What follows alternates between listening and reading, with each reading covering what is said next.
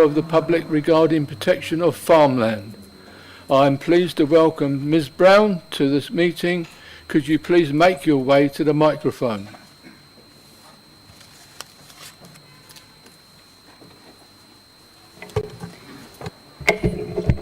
Good evening. I'm Jackie Brown and I'm representing Westgate and Garlinge Action Group against housing development on farmland.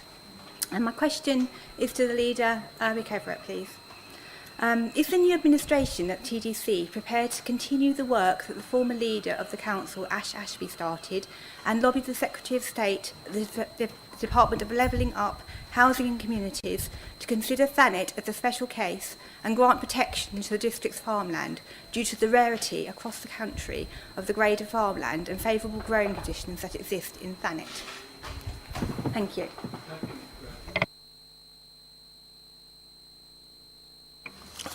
Thank you, Chair, and thank you, Ms. Brown, for your question. Yes, we're very proud of the farmland that we've got in Thanet, and we want to preserve it as far as we possibly can. The Council responded to the Government's consultation on draft changes to the National Planning Guidance, the NPPF, details of which are on the Council's website. This sets out, among other matters, that the case that the Government should give specific protection to best and most versatile farmland, grades 1, 2 and 3A. At the same time, the Labour Group, via Councillor Whitehead, submitted its own response to the NPPF consultation, and you'll be pleased to hear this took a similar view. So the Council's position on this issue remains unaltered by the change of administration. Both major parties in Thanet support the view that stronger protection is needed than the Government has so far proposed. Thank you. I'm pleased to welcome Ms. McCourt to the meeting. Could you please make your way to the microphone? Good evening, thank you. My question is directed to Rick Everett, and my question is, we have brownfield sites at Tivoli Road and at Station Yard, All Saints Avenue, Margate. Two builders' businesses use these locations which are within residential areas. Our previous leader advised that a Russian owner was linked to the Station Yard site who was uncontactable. I believe that this council could take action and, where necessary, compulsory purchase these brownfield sites for housing. Empty homes and businesses in and around Margate and Cliftonville too could be developed. Turning these properties and sites into habitable homes for local people should be a priority. What lengths will this council go to in order to prioritise brownfield sites, as exampled here, for housing, before losing our prime farmland to developers who prioritise profits over providing the homes for our residents? Our environment, wildlife services and air quality is in jeopardy unless this council does all it can to stop the loss of our precious farmland. Thank you. Thank you, Ms. McCourt. Can I call upon the leader to respond? Thank you, Chair, and thank you, Ms. McCourt. The identification of suitable brownfield sites for development is a key part of the local plan process, and a similar process is being undertaken for the local plan update. However, the local planning authority also has a responsibility to ensure that there is sufficient and suitable land available to support economic regeneration and local businesses. This includes the retention, where appropriate, of existing employment sites that contribute to that objective. The two sites mentioned have been identified as fulfilling that purpose and are protected for employment use in the adopted local plan. In relation to empty homes, an allowance is already made in the local plan, agreed by the planning inspectors, for the contribution to the housing land supply of empty homes brought back into use. I believe that Councillor Whitehead is going to say more about empty homes in response to a later question. But the point to make here is that an assumption about this is already factored into the housing number calculation. And I can tell you that it's currently 324 over the current plan period, or 27 per year. But I can also tell you that we're intending to do a lot better than that. Questions number 9 from a member regarding Southern Water. I'll call upon Councillor Scott. Thank you, Chair. I believe this is a question to the leader. So how does this administration propose to challenge whether Southern Water has the ability to provide uninterrupted safe water for all households in Thanet, and that the company has extra capacity to dispose of and treat water from the potential 21,000 new homes that could be added to the water supply and treatment network in Thanet? If the proposed additional numbers are added to the local plan following the review, it's not a satisfactory solution to have on-site sewage disposal systems or cesspits installed on new developments with the waste being taken away in lorries. Thank you. Thank you. I call upon Councillor Everett to respond. Thank you, Chair, and thank you for your question, Councillor Scott. Alongside the local plan, the Council prepares an infrastructure delivery plan to ensure that the necessary infrastructure support development can be provided. This involves engagement with a range of statutory bodies and service providers, including the Environment Agency and Southern Water. This will also be a key part of the local plan update process. Just to be clear though, none of the current plans for the strategic housing allocations in the 2020 local plan include on-site sewerage disposal systems. So I think that's possibly a bit of a red herring. It should be noted that in 2024, the right to connect to the sewerage network as part of new development is to be removed from surface water runoff, which is the primary component that results in flooding and sewage relief. I understand that when these events are triggered, as much as 97% of the water in the system is surface water runoff. As for what we're going to do about it, since being elected in May, I've been speaking to other leaders across Kent about this, and there's a collective view that we need to act together to challenge the water companies that operate in the county, rather than just as individual authorities.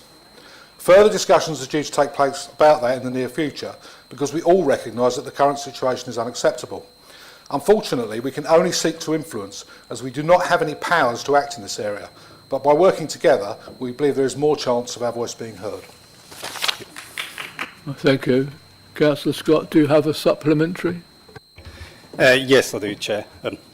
Yeah, thank you for your answer. I think you covered some of it, but I will just ask it out as if I've put it written. So I do want to reiterate the concerns of the viability of the current of Thanet's current water system and its future provision.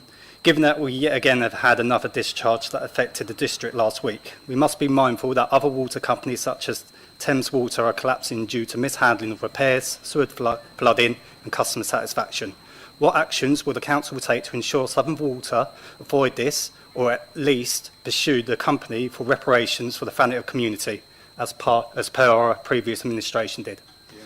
Thank you. I call upon Councillor Everett to respond. Well, I think we all agree that the situation is unacceptable, and you know, I don't think anybody wants to defend it.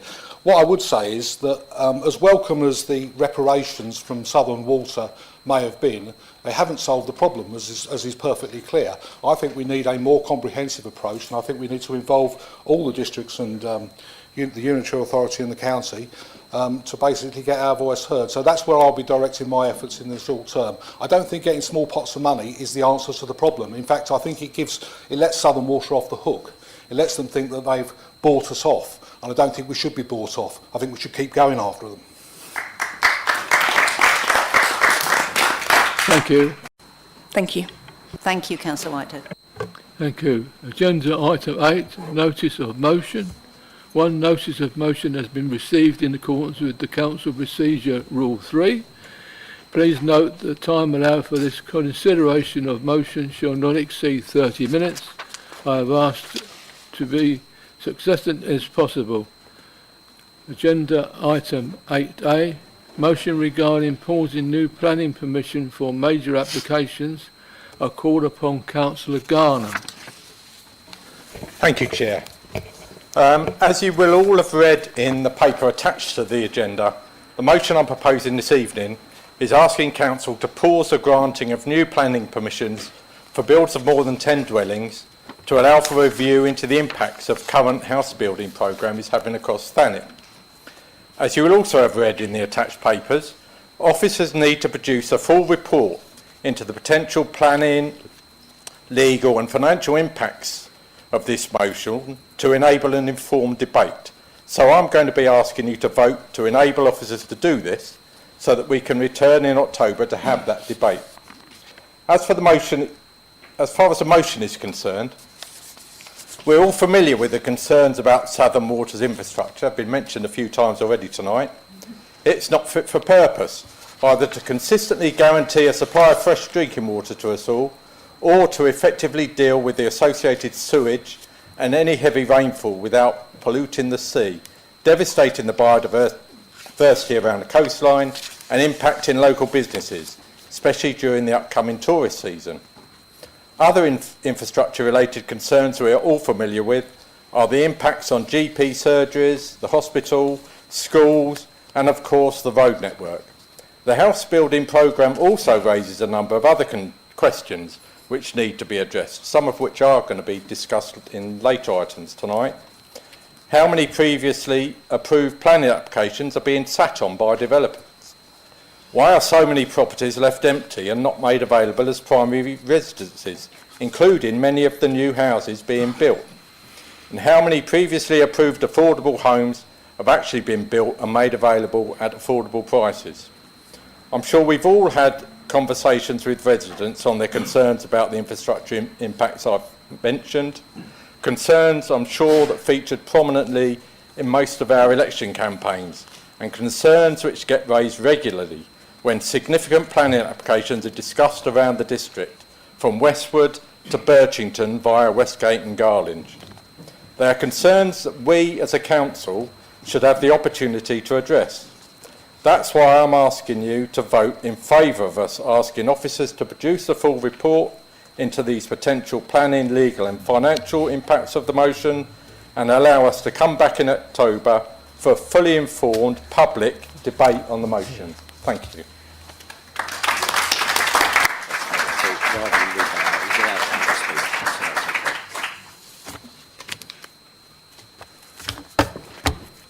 Right, I call upon Councillor Everett to respond. Thank you, Chair. Thank you, Councillor Garner, for your motion. First thing to say is that I recognise that it deals with real concerns in our community and indeed within the council. I do think that there is a risk, however, that it encourages the public to believe that the council can do things that it can't do. I'm also not clear why some of the questions referenced in it, the matters referenced in it, can't be dealt with through existing channels, or how the answers will be carried into policy other than through the existing local plan review.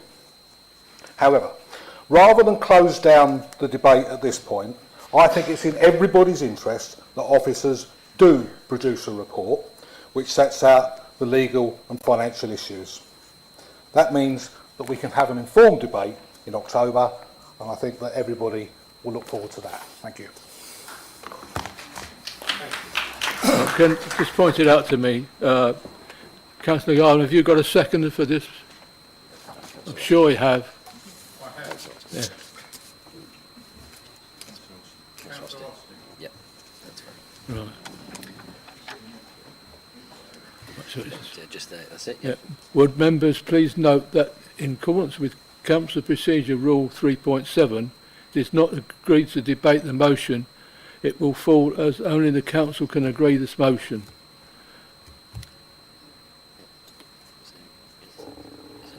Can I have a proposal and a second for this debate this motion? I'll propose that we debate it. Nope. Councillor Pugh. Right. Right, shall we, do members agree to debate the motion? All those in, do you want to? Yeah. Should we just say a show of hands? There you go.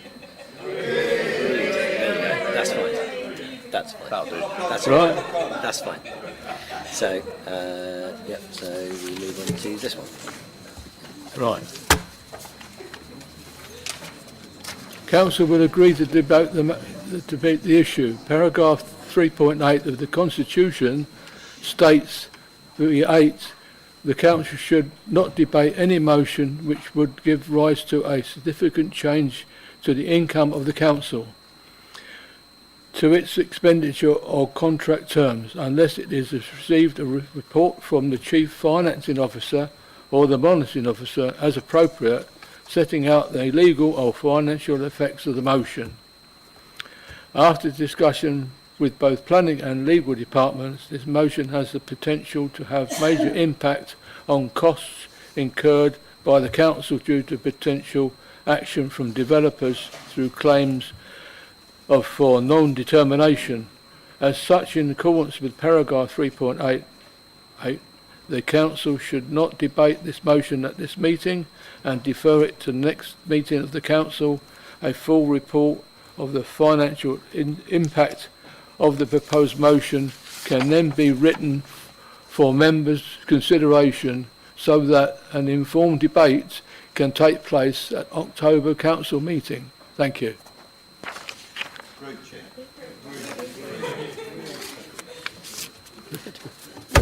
Less noise. Right.